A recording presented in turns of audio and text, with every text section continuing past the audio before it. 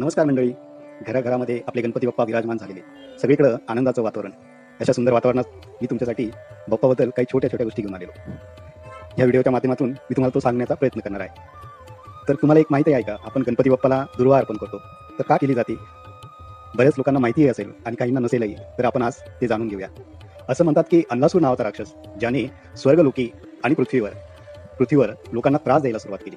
त्याचा त्रास खूप वाढलेला, म्हणून देवलोकातील देव, ऋषीमुनी आणि पृथ्वी तलावरील माणसं हे सगळे मिळून महादेवाकडे गेले आणि महादेवांना हा झालेला सगळा प्रकार सांगितला.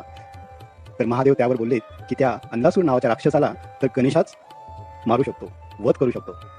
त्यानंतर आपले लाडके बाप्पा आणि त्या राक्षसामध्ये युद्ध सुरू झाले. युद्धाच्या दरम्यान आपल्या बाप्पांनी त्याला गिळंकृत केले आणि युद्ध संपले. युद्ध तर संपले, पण आपल्या बाप्पाच्या पोटामध्ये जळजळायला सुरुवात झाली. सगळे उपाय झाले, सगळ्यांनी सगळं काही केलं, पण पोटातली जळजळ काही थांबेच ना.